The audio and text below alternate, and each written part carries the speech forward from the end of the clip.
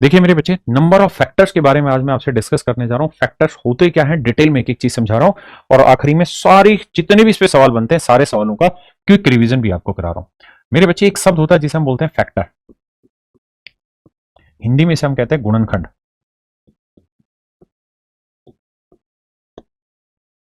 और एक रहता है मेरे बच्चे मल्टीपल, जिसे हम कहते हैं गुणज। अगर मैं आपको ये कहूं कि भाई मुझे 12 के फैक्टर बताइए क्या होंगे, 12 के गुणनखंड बताइए, तो 12 के जो गुणनखंड आप मुझे बताएंगे वो 1, 2, 3, 4, 6 और 12। क्यों? क्योंकि गुणनखंड का या फैक्टर का मतलब होता है डिवाइजर, यानी ऐसे नंबर जो 12 को भाग देते हैं। तो वो हुए मेरे बच्चे 1, 2, 3, 4, 6, 12। मल्टीपल जो होता है इसका मतलब होता है पहाड़े। इसको हिंदी में अपन कह सकते हैं पहाड़े पढ़ना।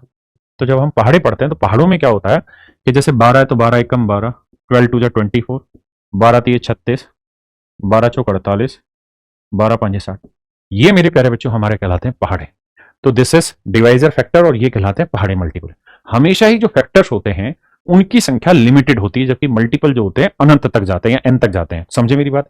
फैक्टर जो होते हैं वो नंबर के बराबर या उससे छोटे होते हैं, जबकि मल्टीपल नंबर के बराबर या उससे बड़े होते हैं।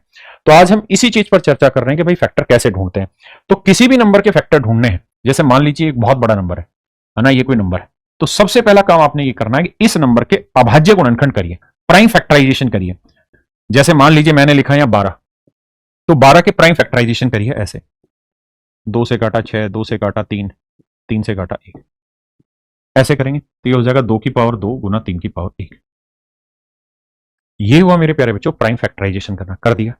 अब जितनी पावर होती है उससे एक ज्यादा फैक्टर होंगे। यहां एक पावर है तो एक ज्यादा मतलब दो फैक्टर होंगे। इनकी गुना कर देंगे तो ये आ जाता है मेरे बच्चे कुल मिला के गुणनखंडों की संख्या। अगर आप यहां देखेंगे तो गुणनखंड भी 6 थे, 1, 2, 3, 4, 5, 6।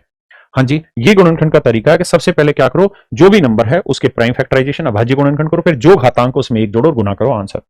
जैसे ये सवाल लेते हैं 3600। अब देखिए एक तरीका तो ये कि मैं इसके ऐसे टुकड़े करता जाऊं छोटे छोटे। दूसरा तरीका ये है कि मैं इस नंबर को लिखूं ही ऐसे 36 गुना 100। आपने कहा जी लिख दिया, बिल्कुल ठीक है। अब क्या करें? अब मन ही मन में सोचिए कि 36 किसका टुकड़ा है जी? 6 का, है ना? या इसे हम लिख सकते हैं 4 गुना 9। आपने कहा जी बिल्कुल लिख सकते हैं। 4 को हम क्या लिख सकते हैं सर? 2 की पावर 2। 9 को क्या लिख सकते हैं? 3 की पावर 2। 10 को हम लिख सकते हैं 2 गुना 5। भाई 100 को हम लिख सकते हैं 10 की पावर 2, और 10 को हम लिख सकते हैं 2 गुना 5, तो 2 की पावर 2 गुना 5 की पावर 2। अब मैंने कहा कि सबसे पहले प्राइम फैक्टराइजेशन करिए, तो 2 की पावर 2 यहां, 2 की पावर 2 यहां, तो 2 की पावर 4 बना, फिर 3 की पावर 2 बना, फिर 5 की पावर 2 बना। अब मेरे बच्चे हमको क्या करना है कि जो पावर उसमें एक जोड़िए। 4 में एक जोड़ा 5, 2 में एक जोड़ा 3, इस 2 में एक जोड़ा 3, तो 5 3 15 3 45। यानी हम कहेंगे कि भैया इस नंबर में 45 टुकड़े होंगे, 45 फैक्टर होंगे। जैसे यहां ये आप ये बात जानते हैं कि इसे हम लिख सकते हैं 529 गुना 100। 529 जो होता है वो 23 का वर्ग होता है, और 100 को हम लिख सकते हैं 10 का वर्ग। 10 का वर्ग मतलब, या हम इसे 4 गुना 25 लिख सकते हैं। 4 को हम लिख देंगे 2 की पावर 2, 25 को 5 की पावर 2। तो जो पावर उसमें एक जोड़ा, 2 में एक जोड़ा 3, 2 में एक जोड़ा 3, 2 में एक जोड़ा 3, तो आंसर आ गया 27, ऑप्शन डी। अब हम इससे अगली टाइप पे चलते हैं कि अगर किसी सवाल में आपको नंबर ऑफ इवन फैक्टर निकालने हो, सम गुणनखंडों की संख्या निकालनी हो, जैसे इस वाले सवाल में सबसे पहले प्राइम टुकड़े की जी हाँ कर रखें। अब जब आप इवन फैक्टर ढूंढ रहे हैं तो नंबर ऑफ फैक्टर जब ढूंढते थे तो साथ में भी एक जोड़ते थे 8, 4 में एक जोड़ा 5, 3 में एक जोड़ा 4, यहां 7 की पावर 1, 1 में एक जोड़ा 2। ये तो हो जाता था मेरे बच्चे गुणनखंडों की कुल संख्या। लेकिन जब हम ढूंढ रहे हो इवन फैक्टर, तो उस केस में जो 2 की घातांक है वो एज इट इज लिख देनी है, इसमें एक नहीं जोड़ना, क्योंकि हम इवन फैक्टर ढूंढ रहे हैं, है ना? और कोई भी नंबर होता है, जैसे मैं कहूं कि यार 2 की पावर 3 में कितने टुकड़े हुए, तो आप कहेंगे 3। भाई जो पावर उसमें एक जोड़ेंगे, 3 में एक जोड़ा 4, तो 4 टुकड़े हुए। कौन कौन से 4 टुकड़े हुए? 2 की पावर 0, 2 की पावर 1, 2 की पावर 2 और 2 की पावर 3। तो ध्यान दोगे तो 1 2 3 4 टुकड़े बने। तो हर पावर में ना एक पावर 2 की पावर 0 रहता है, जो कि एक ओड नंबर रहता है, और ओड नंबर को गुना करोगे तो ओड ही बनेगा। इसलिए हम इस एक फैक्टर को हटा देते हैं, जो पावर है उतने ही फैक्टर हम 2 के लेते हैं। यानी पावर 7 है तो 7 ही ले लिया, गुना कर दिया, ये हमारे नंबर ऑफ फैक्टर में। आप कैसे करेंगे? देखो सर, 5 चौक 20, 20 दूनी 40, 7 चौक 28, 280 मेरा आंसर आ गया। जैसे यहां ये देखो यार, 4 को हम लिख देंगे 2 की पावर 2 की पावर 5, 3 की पावर 6। 15 को हम लिख देंगे 3 गुना 5 की पावर 4 गुना 7 की पावर 4। तो ये हो गया 2 की पावर कितना मेरे बच्चे 10, ये हो गया 3 की पावर 6, यहां 4 यहां 10, 5 की पावर 4 और 7 की पावर 4। अब आप ये देखिए जो पावर है, अगर इवन फैक्टर चाहिए तो 2 की जो पावर है वही लिखेंगे, यहां सब में एक एक जोड़ेंगे, 10 और 1 11, 4 और 1 5, 4 और 1 5। तो ये मेरे बच्चे मेरा आंसर आ जाएगा, 25 को 11 से गुना करेंगे 275, यानी 2750 मेरा राइट आंसर है। हाँ जी। अब आते हैं मेरे बच्चे, अगर हमें ओड फैक्टर्स निकालने हो, यानी किसी नंबर के उन फैक्टर्स की संख्या बताइए जो विषम है, तो विषम गुणनखंड निकालने का तरीका यह है कि जो 2 की पावर वाला कोई भी पावर है, 2 की जो भी पावर है उसको कुछ लेना ही नहीं, क्योंकि 2 की पावर से इवन बन जाता है, इसलिए केवल एक ही फैक्टर लेना है, 2 की पावर 0 मतलब 1। जैसे 1240 लेते हैं, इसके टुकड़े करते हैं भाई। इसके टुकड़े कैसे करेंगे, देखिए मेरे भाई, इसको मैं लिख लेता हूं 124 गुना 10, आपने कहा लिख लो जी। ये 4 से भाग जा रहा है, तो इसे मैं लिख लेता हूं 4 गुना 4 3 12 4 एकम 4 31, और 10 को लिख लेता हूं 2 गुना 5।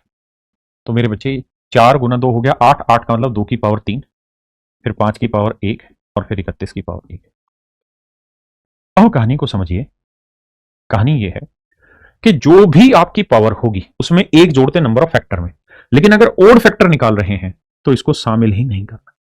विषम गुणनखंड निकालने तो 2 की कोई पावर लेनी ही नहीं है, बस यही शामिल करना, 1 में 1 जोड़ा 2, 1 में 1 जोड़ा 2, 2 दूनी 4। ऑप्शन बी मेरा राइट आंसर है। देखिए दोस्त, सवाल में कह रहा है इसके ओड फैक्टर्स बताइए कितने होंगे, तो 64 को लिख देंगे 2 की पावर 6, 38 को लिख देंगे 2 गुना 19, 361 को लिख देंगे जी 19 की पावर 2, और 50 को लिख देंगे जी 2 गुना 25, 25 मतलब 5 की पावर 2। अब आप ये बात जानते ही हैं कि सर जब हम ओड फैक्टर निकाल रहे हैं तो 2 की पावर तो लेने का कोई मतलब ही नहीं, तो हम चाहें तो उसे यहीं से इग्नोर कर दें, यहीं से हटा लें। हमें देखना 19 की पावर है 3 और 5 की पावर है 2, तो 3 में 1 जोड़ा 4 और 2 में 1 जोड़ा 3, तो 4 3 12। आइए दोस्त, अब हम ढूंढ रहे हैं मल्टीपल, यानी गुणज ढूंढ रहे हैं, फैक्टर नहीं गुणज। कैसे, सवाल पे आते हैं। सवाल में ये कह रहा है कि भाई 196 के उन गुणनखंडों की संख्या ज्ञात करिए जो 4 के गुणज हो, मतलब 4 से भाग चले जाएं। तो सबसे पहला काम यह है कि आप ये देखिए कि 196 के प्राइम फैक्टराइजेशन करिए। देखिए मेरे भाई, इसके जब फैक्टर करेंगे तो 4 से डिवाइड हो रहा है, 4 से भाग देंगे, 4 चौक 16, 4 नीम 36 49, 4 को हम लिखेंगे 2 की पावर 2 और 49 को हम लिखेंगे मेरे बच्चे 7 की पावर 2। अब हमें चाहिए क्या, हमें ये चाहिए कि 4 के कितने मल्टीपल है, ऐसे कितने नंबर है जो 4 के मल्टीपल है, मतलब ऐसे कितने फैक्टर हैं जो 4 के मल्टीपल है। ऐसा जब भी सवाल आए कि भाई 4 के कितने मल्टीपल है, तो 4 होता है 2 की पावर 2, तो मतलब इस पूरे एक्सप्रेशन से 2 की पावर 2 को बाहर ले दो, ले दिया जी। बाकी चीजें कितनी बच गई जी, केवल 7 की पावर 2। तो बस अब इसमें एक जोड़ो, 2 में 1 जोड़ा 3, तो इसका मतलब ऐसे केवल और केवल 3 ही फैक्टर होंगे, ऐसे केवल और केवल 3 ही फैक्टर होंगे जो 4 के मल्टीपल होंगे। जैसे यहां देखिए मेरे भाई, अगर हम 2 की पावर 8 है, यहां 10 को लिखेंगे 2 की पावर 5 गुना 5 की पावर 5, आपने कहा ठीक है, तो 2 की पावर 5 यहां, 8 यहां, तो 2 की पावर 13, बिल्कुल ठीक है। 3 की पावर 6, बिल्कुल ठीक है। 5 की पावर 4 यहां, 5 की पावर 5 यहां, यानी 5 की पावर 9। कहता है इस नंबर में कितने ऐसे फैक्टर हैं जो 120 के मल्टीपल है, जो 120 के मल्टीपल है। तो तरीका यह है कि आप ये देखिए कि 120 किस किस से मिलकर बना है। तो आप कहेंगे देखो सर 120 बना है 3 गुना 40, और 40 को हम लिख सकते हैं 8 गुना 5, इन नंबर से बना हुआ है। 8 यानी 3, 8 का मतलब 2 की पावर 3 गुना 5, मतलब इस नंबर से हमें ये नंबर बाहर निकालने होंगे, 2 की पावर 3 बाहर निकालेंगे, 3 की पावर 1 बाहर निकालेंगे और 5 की पावर 1 बाहर। ये सब निकालने के बाद क्या बचता है, वो जितने भी फैक्टर होंगे वो सारे 120 के मल्टीपल होंगे, क्योंकि इससे गुना हो रहे हैं। अब आप कहोगे देखो 2 की पावर थी 13, 3 बाहर आ गया तो बचा कितना, 2 की पावर 10, 3 की पावर थी 6, 1 बाहर आ गया तो बचा कितना, 3 की पावर 5, 5 की पावर थी 9, 1 बाहर आ गया तो बचा कितना, 5 की पावर 8। अब मेरे बच्चे जो पावर उसमें एक जोड़ो, 10 में 1 जोड़ा 11, 5 में 1 जोड़ा 6, 8 में 1 जोड़ा 9। हाँ जी, अब बस सोल्व करना है यार, कैसे, 9 6 54, 54 को 11 से गुना करेंगे तो आएगा 594, यानी ऑप्शन डी मेरा राइट आंसर। मतलब जिसके मल्टीपल कह रहा है उसको बाहर निकाल लीजिए। अब आते हैं मेरे बच्चे, अगर सवाल में कहे कि भाई इसके सारे फैक्टर्स का प्रोडक्ट निकालिए, किसी नंबर के सभी गुणनखंडों का गुणनफल ज्ञात करिए, तो इसका तरीका है, जो नंबर है वो लिखिए, ऊपर नंबर ऑफ टोटल फैक्टर्स लिखिए और बटे में 2। जैसे 2500 है, तो भैया 2500 के पहले नंबर ऑफ फैक्टर ढूंढते हैं, नंबर ऑफ फैक्टर कि भाई कितने फैक्टर बन रहे हैं। तो आप कहेंगे देखिए 2500 को हम लिख सकते हैं 25 गुना 100, आपने कहा ठीक है। और 100 को भी हम क्या लिख सकते हैं, 25 गुना 4। देखो 25 गुना 4 100, 100 गुना 25 होता है 5 की पावर 2, ये भी 5 की पावर 2, यानी ये हुआ 5 की पावर 4। और 4 को हम लिख देंगे 2 की पावर 2। आपने कहा ठीक है। अब अब भैया नंबर ऑफ फैक्टर्स के लिए जो पावर एक जोड़ो, 4 में एक जोड़ा 5, 2 में एक जोड़ा 3, तो हम कह देंगे सर नंबर ऑफ फैक्टर हुए 15। नंबर ऑफ फैक्टर हुए मेरे बच्चे 15। हाँ है ना, आप करने को ऐसे भी कर सकते थे कि भैया हम इसे 50 का वर्ग ले लेते, मतलब भैया ना 15 फैक्टर है। अगर नंबर ऑफ फैक्टर 15 है तो इसके सारे फैक्टर्स का प्रोडक्ट निकालना है, तो 2500 लिखना है। इसकी पावर नंबर ऑफ फैक्टर लिखना है, दैट इज 15, और बटे लिखना है 2। ये मेरा आंसर होगा। 2500 को हम क्या लिख सकते हैं, 50 की घातांक 2, 15 बटे 2। अब 2 से 2 कट जाएगा तो आंसर आया 50 की पावर 15, यानी ऑप्शन बी। देखिए मेरे भाई 36 को हम क्या लिख सकते हैं, तो आप कहेंगे 4 गुना 9, तो 4 गुना 9, 4 को लिख देंगे 2 की पावर 2, और 9 को लिख देंगे मेरे बच्चे 3 की पावर 2। अब अगर हमें इसके सारे गुणनखंडों का गुणनफल ज्ञात करना है, प्रोडक्ट निकालें इसके सारे फैक्टर्स का, तो पहले नंबर ऑफ फैक्टर्स निकालेंगे। 2 में एक जोड़ा 3, और 2 में एक जोड़ा 3, 3 गुना 3 यानी 9। अब यहां लिखेंगे 36, 9 और बटे करो 2। 36 का 6 की पावर 2, 9 की पावर 2, तो 2 से 2 काटा तो आंसर आया 6 की पावर 9, यानी ऑप्शन सी मेरे प्यारे बच्चों मेरा राइट आंसर है। अब आते हैं मेरे बच्चे ऐसे एफ टुकड़े जो अपने आप में परफेक्ट स्क्वायर है, number of perfect square factors, यानी ऐसे गुणनखंड जो अपने आप में पूर्ण वर्ग है। तो उसका तरीका है कि पहले प्राइम फैक्टराइजेशन करो, फिर जो पावर है उसे 2 से भाग करो, 1 जोड़ो, जो पावर है 2 से भाग दो 1 जोड़ो, जो पावर है 2 से भाग दो 1 जोड़ो। ये जो होगा ये आएगा परफेक्ट स्क्वायर। अगर परफेक्ट क्यूब पूछे तो 3 से भाग दो 1 जोड़ो, जैसे इसमें हम जानते हैं 216 होता है 6 की पावर 3, और 100 को हम लिख देंगे 25 गुना 4। 6 को हम लिखेंगे 2 गुना 3, तो ये पावर 3 यहां पे भी और पावर 3 यहां पे। 25 को मेरे बच्चे 5 की पावर 2, और 4 को 2 की पावर 2। अब 2 की पावर 2 यहां, 2 की पावर 3 यहां, यानी 2 की पावर 5, 3 की पावर 3 और 5 की पावर 2। ये हुआ मेरे बच्चे किसी संख्या के कितने गुणनखंड होंगे, तो ये होंगे टोटल नंबर ऑफ फैक्टर्स। अब मैंने तरीका बताया कि भैया करना क्या कि जो पावर इसे 2 से भाग दो, तो 5 को 2 से भाग दोगे तो इतना ही भाग देना जो कंप्लीट जा रहा है। तो 5 को 2 से भाग दोगे तो आप कहोगे 2 दूनी 4, 2 ही जा रहा है, एक और जोड़ दो, यानी 3। यहां 3 लिखें। इसे 2 से भाग दोगे तो 2 एकम 2, 1 आएगा, 1 में 1 जोड़ा 2। इसे 2 से भाग दोगे तो 1, 1 में 1 जोड़ा 2, तो 3 दूनी 6, दूनी 12। इसका मतलब मेरे प्यारे बच्चों मेरा राइट आंसर होगा 12। हाँ जी, आइए ये सवाल बहुत आसान है। पावर 15 है, 2 से भाग देंगे 7 आएगा, 1 जोड़ा 8। 7 को 2 से भाग दिया 3 आया, 1 जोड़ा 4। 3 को 2 से भाग दिया 1 आया, 1 में 1 जोड़ा 2, तो 8 चौक 32 दूनी 64, यानी 64 टुकड़े इसके ऐसे होंगे जो अपने आप में पूर्ण वर्ग होंगे। अब आते हैं जी पूर्ण घन पे, तो पूर्ण घन में 3 से भाग देना है। जो पूर्ण वर्ग में 2 से भाग देते, पूर्ण घन में 3 से भाग देना है। आइए दोस्त, कहता है कितने धनात्मक पूर्ण घनों से विभाज्य है, 9 है, तो 9 को हम लिख लेते हैं 9 की पावर 9 को लिख देते हैं 3 की पावर 2, 3 की पावर 18। ये आ गया मेरे बच्चे 3 की पावर 18।